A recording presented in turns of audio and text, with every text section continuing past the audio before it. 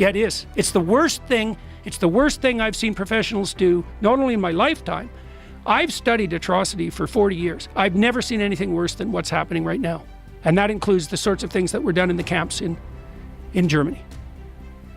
At least the goddamn Nazis admitted what they did was wrong. They tried to hide it. We trumpet it as a moral virtue. We're freeing the children. It's like, no, I don't. Jordan Peterson wields a uniquely powerful command of speech that grabs attention and makes people think. He boldly stands against woke culture, pointing out its problem and encouraging everyone to value free speech and personal responsibility. Let's watch as Jordan Peterson expertly takes down woke ideas. You saw the opening clip.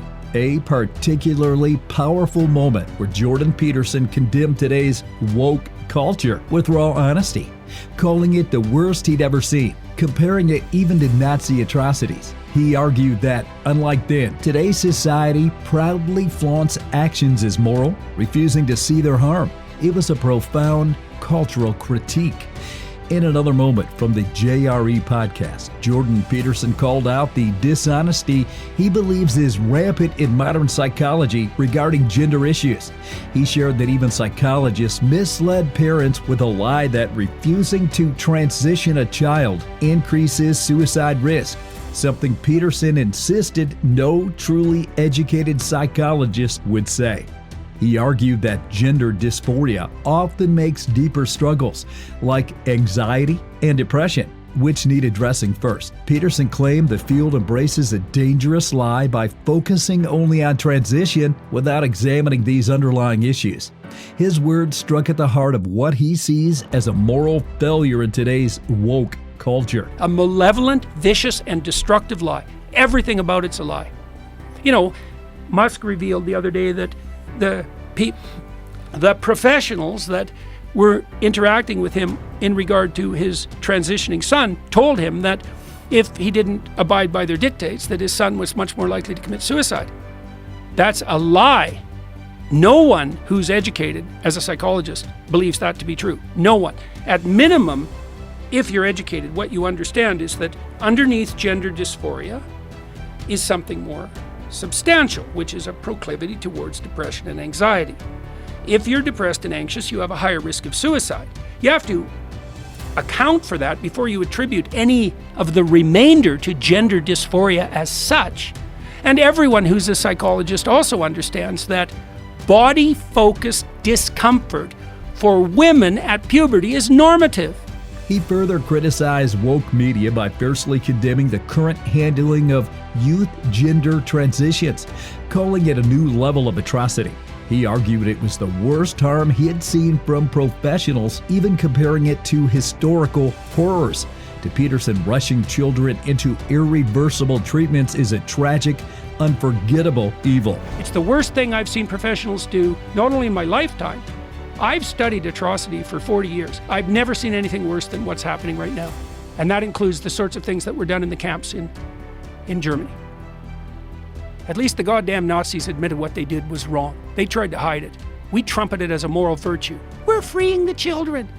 Jordan Peterson has lots to say about woke ideology. It's clear he's pissed off with the community.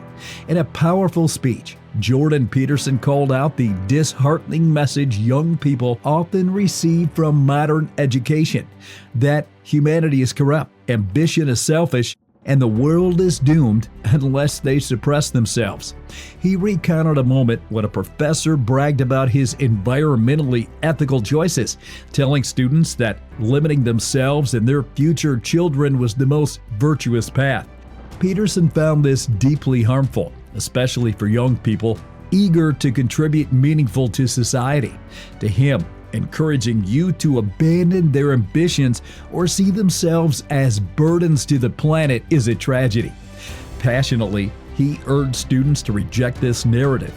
Instead, he emphasized the value of ambition and the sovereign individual who brings unique potential and purpose to the world.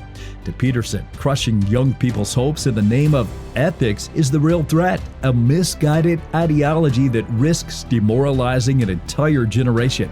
Incoming freshmen next year, University of Toronto, Stanford University, 18-year-old kids coming into this? We've been through 3 years of COVID. I won't rehearse it all. One sentence.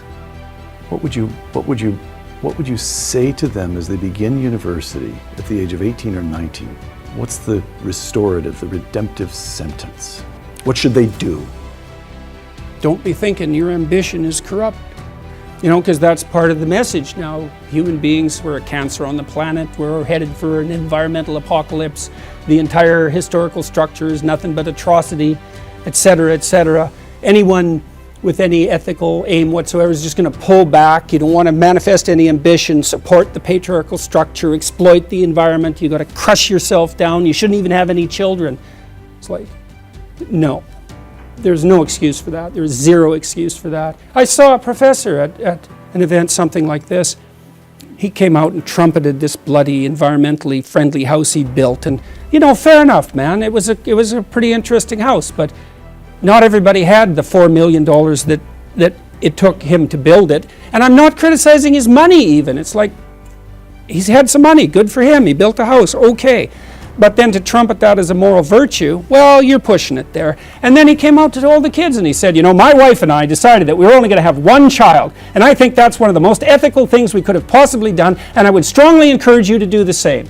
I thought, you son of a bitch. You get up in front of these young people. A lot of these kids were children of first-generation immigrants from China. And he showed all these images, you know, of these terrible factories in China, these endless rows of sterile mechanism that were subordinating all the Chinese people to this terrible, you know, capitalist machine.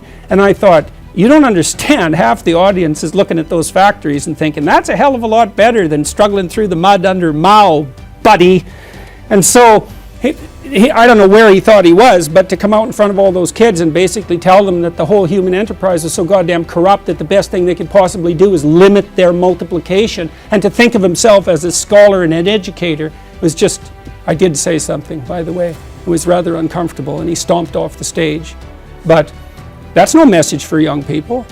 There's no excuse for that. And you think, well, you know, we're going to destroy the planet. We have to do this. We have to demoralize the youth to be ethical. It's like, yeah, really, that's your theory? You're going to demoralize young people to be ethical? That's your theory? It's like, you should go home and think about that for like a year. And I'm passionate about this, you know, because you have no idea how many people that's killing. You have no idea. I see people everywhere, all over the world. They're so demoralized. Especially young people with a conscience, because they've been told since they were little that there's nothing to them but corruption and power. It's like, how the hell do you expect them to react? You know, well, I shouldn't do anything, man, you know. Dr. Jordan Peterson on what was the phrase? The divine sovereign individual. The divine sovereign individual. You know, there's a variety of female forms that men find attractive, that's for sure, and she certainly would have fallen into that category. She didn't know that it was typical for girls to undergo a fair bit of confusion when they hit puberty, and that would take the form of negative emotion. No one told her that. They just rushed her down the puberty blocking and surgical pathway. That's inexcusable. It's evil. Peterson does not even spare Canada's government by speaking his thoughts against woke culture. He fired back at the Canadian government for questioning his right to practice as a psychologist over his public views. He revealed how an entire interview with Joe Rogan, where he had critiqued climate and economic models predicting distant futures, was used as evidence to claim his views were unacceptable. For Peterson, the attacks on his professional credibility weren't about his qualifications, but his dissenting political opinions, which led to multiple anonymous complaints against him. In a sharp moment during the testimony, he faced the irony. His re-education, imposed by regulatory bodies, hadn't worked in changing his views. Peterson's response was defiant, underscoring his commitment to questioning flawed ideas, even when the cost is personal. His testimony resonated as a stand against censorship and a warning about where unchecked authority could lead. A system where questioning the mainstream narrative risks professional punishment. Is it true that you have a PhD? Yes. Well, then why did Canada decide that you needed more education? Can you tell us about that? Well, one reason The entire transcript of an interview that I did with Joe Rogan was submitted as evidence with regards to the unacceptability of my views. What I was doing primarily in that interview that was criticized was questioning the validity of the economic models of economic collapse that were stacked upon the unstable models detailing out climate change 100 years into the future.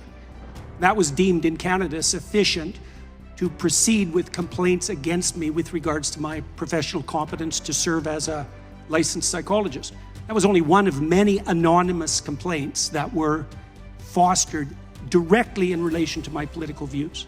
Well, I thank you for showing up today. I think they may use your testimony as evidence that your re-education has not been successful. I yield back to the chairman. Well done. Continuing from his previous points, Peterson confronted what he saw as the flawed pursuit of gender equality, arguing that true equality means allowing men and women the freedom to make different choices. When his interviewer suggested men keep women from achieving success, Peterson countered with historical context. Advances like birth control and sanitation, not simply social policy, played a huge role in enabling women's independence. Peterson then challenged the idea that pushing boys to be more sensitive and girls to be more assertive creates equality. Citing research, he stated that attempts to enforce sameness increase gender differences. In his view, pushing for rigid gender roles or tribal identities over individual identities is dangerous, risking a regression to diversive identity politics and tribalism. Peterson stressed that he wasn't trying to provoke, but to speak the truth as a social scientist, sparking controversy not for his own sake, but by challenging ideologies that he believes misunderstand human nature. But what's so terrifying with gender equality? Nothing. So curious. Except when people gerrymander the data, it's like, what do you mean by equality? Do you want women to have their free choice or not? If you do, they're not going to pick occupations that are the same as the occupations men pick. The problem with that is the data indicate that the consequence of the policies that you're promoting have maximized the differences between men and women. No, I don't. Have you ever been online? I say what I believe to be true, and people find that provoking. That's not the same as me provoking people. Despite this, in a heated exchange of comments with the BBC panel, Jordan Peterson challenged the concept of structural racism, arguing that it oversimplifies a complex issue. He described racism as a global and vague term, emphasizing that using broad labels often leads to low-resolution thinking. Instead of focusing on the individual experiences of those like cricketer Azim Rafiq, who faced racism at a specific club, Peterson insisted that we must hold individuals accountable for their actions rather than lumping everyone into abstract categories. He asserted that while racism exists, discussing it at an institutional level can exacerbate divisions between groups, making the problem worse. Peterson highlighted the danger of abstract terms, stating they dilute real experiences and can pit people against each other. His clear stance underscored a call for precision in addressing racism, insisting that meaningful change comes from understanding specific incidents rather than getting lost in vague, broad concepts that fail to capture the reality of individual experiences. Racism is a global and vague term. Sorry, but Why do you put it in? Why would you possibly do that? What did that mean? Specific people should be held specifically to account for their actions. Before any movement up the abstraction hierarchy, I believe that abstracting up the problem to that level of analysis does no good because it pits groups against groups. I think it exacerbates the problem. Moreover, he addressed young people's concerns at a show about massive challenges like climate change and economic instability. When pressed about individual responsibility, he challenged the dismissive tone of the question, urging a more thoughtful approach. Peterson emphasized that personal growth starts with self-reflection, acknowledging one's flaws and working to improve oneself. He argued that by building individual competence and strength, people can enhance their lives and become effective leaders in their communities. Peterson firmly stated that those who haven't addressed their issues should be cautious about trying to reorganize the world. His message was clear. While social action is important, it should come from a foundation of personal responsibility. In a world filled with overwhelming problems, Peterson championed that meaningful change begins with the individual, urging young people to focus on their potential before tackling the world's vast challenges. I want to know, what is your answer to young people for some of the really big problems facing humanity, like the climate catastrophe, like economic crisis, like the precarious job market? Because they just don't, you talk all this much about individual responsibility. Most of us are never going to be able to afford to have all of these assets to have responsibility over. So what is your advice beyond banal comments like clean your room? Well, it's actually rather difficult to answer a question that ends with your comments are banal politely.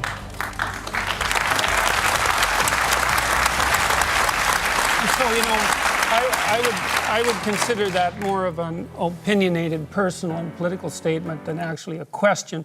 So why don't you try reformulating that so that there's an actual question there?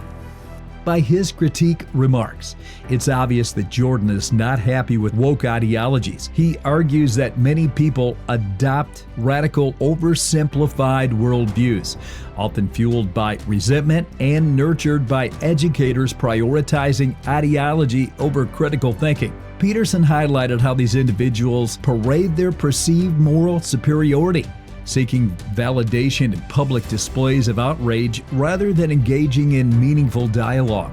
He compared their behavior to a child's tantrum, emphasizing the lack of maturity and genuine understanding behind their actions. This misguided approach, he asserted, does not foster real change, but instead contributes to societal decline. He expressed deep disappointment in the university system, once a beacon of knowledge, now undermined by those promoting this performative activism. Peterson's words served as a rallying cry, urging a return to thoughtful discourse and genuine intellectual rigor rather than the shallow theatrics that have come to dominate the cultural landscape. People develop an ideological view of the world because they don't want to think through things in real detail, and they're aided and abetted in that endeavor by their pathological professors who are feeding them, an oversimplified radical view of the world that, in my estimation, is fundamentally based in resentment. Not that there's no reason for, say, a left-wing view of the world, and we can get to that later. It's easy virtue. You can stand up in front of 900 people with your placard and your screeching, and you can declaim to the entire audience your fundamental moral superiority. You can tell everyone at once that they're all beneath you and you're standing for the right thing, and absolutely none of that is earned. What the hell was that? Seriously, man. It's just complete misbehavior. It's embarrassing. And the fact that the people who do that don't have enough sense to go hide their head in shame just tells you how badly socialized they are and how terribly educated they are. And the thing that's so awful is that there are professors and educators who promote that. They say, well, that's how you change the world. It's like, it is how you change the world, but it's certainly not how you make it better. You make it worse, clearly. There's no comfort in that, and there's nothing about it that's impressive. It's no better in some sense than a 2-year-old having a tantrum on the floor. It shows, as far as I'm concerned, it approximates the same level of psychosocial development. So when the fact that this is happening continually at universities it truly makes me embarrassed to be associated with the university. And I say that with great displeasure because I've been working for great universities for a very long time, and the university is an absolutely remarkable institution. It's survived for 1,000 years, and to see it brought down by by people whose behavior would be out of place at a 4-year-old's birthday party is something abysmal to behold. As we've seen, Jordan Peterson doesn't hold back. In another controversial moment, he challenged the radical feminist perspective that defies our society as an oppressive patriarchy. He condemned this view as an appalling sociological doctrine with harmful psychological repercussions for everyone, not just men. Peterson argued that if masculinity is labeled as inherently toxic, it creates a damaging narrative that fails to recognize the complexity of gender roles. He questioned whether adopting traditional masculine roles would magically eliminate this so-called toxicity, pointing out the absurdity of such reasoning. Peterson emphasized that many critiques of masculinity focus on harmful behaviors, not masculinity itself. He criticized the misuse of terms like toxic masculinity and how they obscure meaningful discussions about gender. This moment underscored his belief in the need for nuanced dialogue over radical simplifications, asserting that true progress requires understanding and addressing the deeper issues rather than succumbing to divisive ideologies. Though that there's a brand of more radical feminism that insists that our culture is best characterized as an oppressive patriarchy, and I think that, first of all, that's an appalling sociological doctrine, and I think it has very negative psychological effects. And they won't be limited to men, because if it's true that there's something toxic, let's say, about masculinity per se, what that will inevitably mean is that as women adopt more masculine roles, traditionally, what is that toxicity somehow going to go away? But that's a straw man, because no one says there's anything toxic about masculinity per se. What do you mean no one says that? The term exists. No, they... How is that a straw man? Well, where did the term come from? It's a phrase that's used about forms of masculinity that are harmful to men and women. It's not about masculinity per se. You must know that. I read the American Psychological Association guidelines for the treatment of boys and men, and I know perfectly well that this is no straw man. Dr. Peterson's greatest strength lies in his ability to listen attentively and quickly grasp the essence of what others are saying. The more people attempt to challenge him, the more adept he becomes at defending his views, as demonstrated in this clip where he faced a senator over a bill aimed at protecting transgender rights in Canada. As the senator championed the legislation, Peterson expertly dismantled her arguments by highlighting the flaws in her reliance on biased testimony. He asserted that opinions gathered from a skewed sample cannot represent the true views of a community, questioning the validity of the public consultation process that led to the bill. Peterson did not shy away from expressing a strong belief that the legislation promotes compelled speech, which he deemed unacceptable. He emphasized that while he supports the fight against discrimination, the proposed measures would not achieve their intended goals and might even harm those they aim to protect.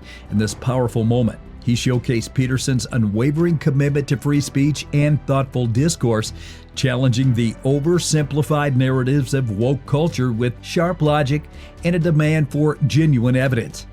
What you're saying, which is your opinion, which you are absolutely entitled to, with what everyone is saying, plus the feelings and testimonies of the people who have suffered over 30 years, who've been taking issues to court. These are people who we've listened to. So how do you describe it? Okay, well, with regards to your second point, if the people that you're listening to aren't randomly selected from a population, then their opinions are worthless from the perspective of testimony, because you don't know if you're dealing with a biased sample. And that's a big problem with the public consultation process that underlied this bill.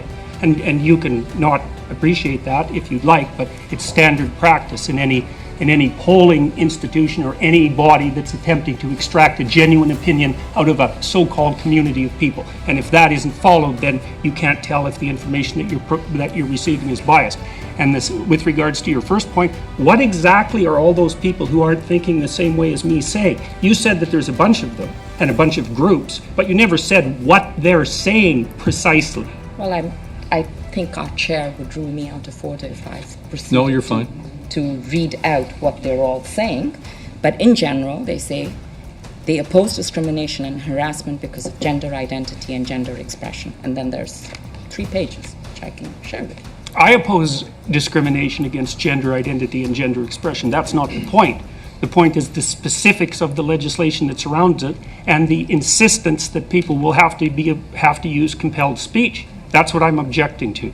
I've dealt with all sorts of people in my life, people who don't fit in all sorts of different ways. I'm not a discriminatory person. There's 500 hours of my teaching to my classrooms on tape on YouTube, and nobody's found a smoking pistol. I'm not a discriminatory individual, but I think this legislation is reprehensible, and I do not believe for a moment that it will do what it intends to do. I also don't think that my opinion deviates substantially from the bodies that you're describing, because you haven't provided any evidence that they say anything other than discrimination is a bad thing. And I think that unreasonable discrimination is a bad thing. And it's unreasonable when people are judged for any reason other than the specific competence that they bring to, say, a given position.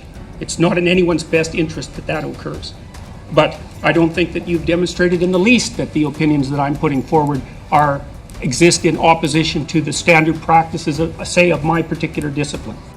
While many so-called progressive voices are pushing for rights and recognition, it's crucial to question the idea that this movement represents a unified group of oppressed individuals. As Jordan Peterson points out, the reality is far more complex than that.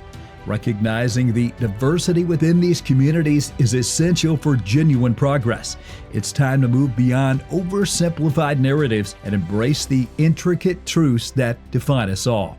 If you want a comedian's perspective on similar topics, check out our video on Dave Chappelle's latest takes on woke culture.